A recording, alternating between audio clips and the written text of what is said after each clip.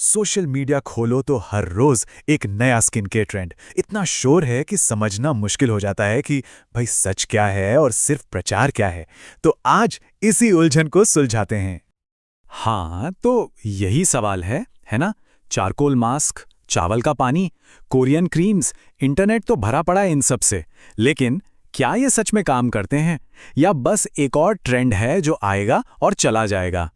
मकसद तो सबका एक ही है, ग्लास स्किन, बिल्कुल परफेक्ट, जैसे फिल्टर लगा हो। पर इस चक्कर में होता क्या है, लोग एक के ऊपर एक इतने सारे प्रोडक्ट्स लगा लेते हैं जिसे कहते हैं स्किन केयर ओवरलोड। और फिर फायदे की जगह हो जाता है नुकसान, एक्ने, रैशेज, स्किन सेंसिटिव हो जाती है, असर उल्टा हो जाता है। तो चलिए इस प्रचार के शोर को साइड में रखते हैं और सीधे एक्सपर्ट यानी डर्मेटोलॉजिस्ट से समझते हैं कि असल में सच क्या है। देखते हैं कौन से ट्रेंड्स काम के हैं और कौन से सिर्फ दिखावा। सबसे पहले एक्सपर्ट्स कहते हैं कि कुछ मास्क से तो बिल्कुल दूरी बना लेनी चाहिए। इस लिस्ट में सबसे ऊपर है शीट मास्क। जी हाँ, फिर आते हैं चारकोल मास्क और हाँ, कुछ अजीबोगरीब ट्रेंडिंग मास्क भी हैं, जैसे बर्ड पूप या मेंस्ट्रुअल ब्लड मास्क। सच में ये सब बस सनसनी बनाने के लिए है, इसका स्किन केयर से कोई लेना देना नहीं है। अब शीट मास्क की बात करते हैं, जो सुनने में थोड़ा अजीब लगेगा। पहली बात, ये पर्यावरण के लिए बहुत खराब हैं और दूसरी, ये काम ही नहीं करते। उनके अंदर जो हाइड्रेटिंग मॉलिक्यूल्स होते हैं ना, वो स्किन के अंदर जाते ही नहीं, बस ऊपर ही बैठे रहते हैं। जैसे ही मास्क उतारा, असर भी गायब, किस्सा खत्म।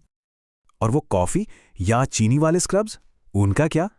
एक्सपर्ट साफ साफ चेतावनी देते हैं, कोई भी दानेदार यानी फिजिकल स्क्रब स्किन पर छोटे छोटे घाव बना देता है, जिनको माइक्रो टीयर्स कहते हैं। और खासकर भारतीय त्वचा पर इसका असर और भी बुरा हो सकता है। पिगमेंटेशन यानी काले धब्बे बढ़ सकते हैं। चलिए अब बात करते हैं स्किन केयर की ना करें लिस्ट की, मतलब वो चीजें जो बिल्कुल नहीं करनी है।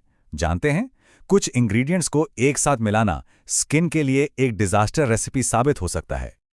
तो देखिए यहां दो लिस्ट हैं। एक तरफ हैं डिजास्टर गूज, ये वो जोड़ी हैं जिन्हें कभी साथ में इस्तेमाल नहीं करना चाहिए, जैसे विटामिन सी और रेटिनॉल। ये या तो एक दूसरे का असर खत्म कर देंगे या स्किन में जलन पैदा कर देंगे। और दूसरी तरफ है पावर कपल्स, जैसे विटामिन सी और विटामिन ई। ये जब साथ आते हैं तो एक और एक 11 हो जाते हैं, एक दूसरे की ताकत बढ़ा देते हैं। तो सही कॉम्बिनेशन चुनना बहुत बहुत जरूरी है। अच्छा, एक सवाल जो सबके मन में आता है, क्या महंगे स्किन केयर प्रोडक्ट्स सच में बेहतर काम करते हैं? क्योंकि हम अक्सर सोचते हैं कि प्राइस टैग जितना बड़ा, रिजल्ट उतना ही अच्छा होगा। इसका सीधा सा जवाब है जरूरी नहीं, बिल्कुल जरूरी नहीं। ज्यादातर पैसा बेहतर इंग्रेडिएंट्स पर नहीं, बल्कि ब्रांड के नाम पर, रिसर्च की लागत पर और फैंसी पैकेजिंग पर खर्च होता है।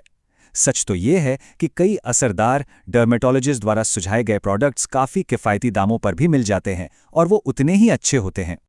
तो अब जब हमने जान लिया है कि क्या नहीं करना है, तो चलिए अब फोकस करते हैं कि क्या करना है। उम्र के हिसाब से एक सरल लेकिन असरदार रूटीन कैसे बनाया जा सकता है, ये देखते हैं। हर दशक में त्वचा की ज़रूरतें बदलती हैं। 20s में मेन काम है प्रोटेक्ट करना, बस बेसिक चीज़ों पर ध्यान देना होता है। एक जेंटल फेस वॉश, मॉइस्चराइजर और सबसे ज़रूरी सनस्क्रीन काफ़ी है। फिर आते हैं 30s, यहाँ से रिपेयर का काम शुरू होता है। कोलेजन बनना थोड़ा कम हो जाता है, तो अब वक्त है पेप्टाइड्स और धीरे धीरे रेटिनॉल को रूटीन में शामिल करने का। और 40s और उसके बाद त्वचा में रूखापन बढ़ सकता है, इसलिए फोकस होना चाहिए इंटेंस हाइड्रेशन पर। तो चलिए आप कुछ मशहूर इंग्रेडिएंट्स को डिकोड करते हैं जिनके बारे में इतनी बातें होती हैं।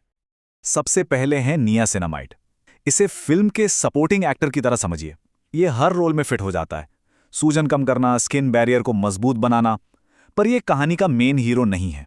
ये दूसरे एक्टिव इंग्रेडिएंट्स के साथ मिलकर अपना काम और बेहतर तरीके से करता है। और इसीलिए नियासिनामाइड वाला कोई भी प्रोडक्ट खरीदते समय लेबल जरूर देखना चाहिए।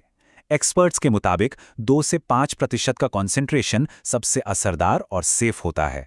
इससे ज्यादा मात्रा फायदे की जगह त्वचा को इरिटेट कर सकती है।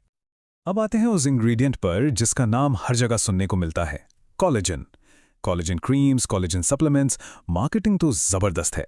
लेकिन बड़ा सवाल यह है, क्या क्रीम लगाने या इसे खाने से सच में त्वचा में नया कोलेजन बनता है?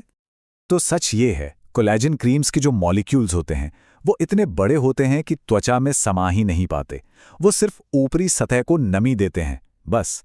और जब कोलेजन सप्लीमेंट्स लिए जाते हैं तो हमारा पेट उन्हें किसी भी दूसरे प्रोटीन की तरह ही अमीनो एसिड्स में तोड़ देता है।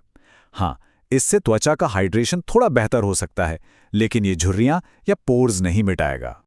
तो अगर ये सब सिर्फ प्रचार है तो फिर स्किन केयर का भविष्य क्या है? चलिए अब देखते हैं कि विज्ञान पर आधारित स्किन केयर की अगली लहर क्या लेकर आ रही है। स्किन केयर का भविष्य है रीजेनरेटिव मेडिसिन। इसका मतलब है शरीर की अपनी ही ताकत का इस्तेमाल करके त्वचा की मरम्मत करना। उदाहरण के लिए किसी के अपने ही खून से ग्रोथ फैक्टर्स निकालकर उन्हें त्वचा को ठीक करने के लिए वापस इस्तेमाल करना। मतलब शरीर की हीलिंग पावर को ही इस्तेमाल किया जा रहा है।